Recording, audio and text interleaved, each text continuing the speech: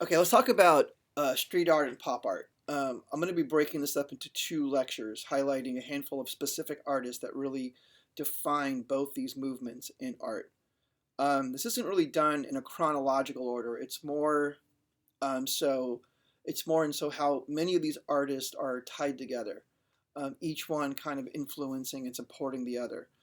So we're kind of starting in street art. We'll go to pop art and kind of come back to street art in a way. Um, and you'll see how they're connected, but yet polar opposites. Um, we'll start with street art, or graffiti is another way to describe street art. And another term I've always loved hearing, graffiti or street art was defined as visual pollution. I think to a lot of people, that's exactly what street art is. I don't personally think that, but I think that's definitely how it's been described. Um, and graffiti is much like everything else we've discussed, is definitely an act of rebellion. Pure street art is you're literally going to a location illegally, um, can of spray paint, often, and putting up stuff, sayings, type forms, obviously images. Um, but it's not it's private property usually, or public property. I mean, it's government buildings, or bridges or whatever.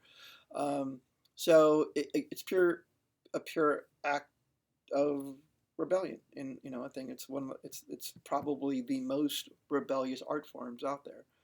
And what's interesting is that graffiti is usually a complete rebellion against consumerism, oftentimes, and politics. And yet, pop art is, for I think, for the majority of probably the definitions of what you probably have heard about pop art, it is in a way inspired by consumerism. It's about consumerism. I mean, just the artists, like probably the first one that comes to mind, Andy Warhol. I mean, the soup cans. I mean, it literally is about our consumerism. So I think there's an interesting kind of kind of tension between street art and pop art. So I'll be talking about both, and you'll see how they kind of go hand in hand, but also how they are complete opposites of the art pendulum, if you will. Um, so I'm going to start with Jean-Michel Basquiat. One of my favorite quotes of his is when asked, "How do you define your painting, your paintings?" His answer was, "Well, that's like asking Miles Davis, how does your horn sound?" I really don't know.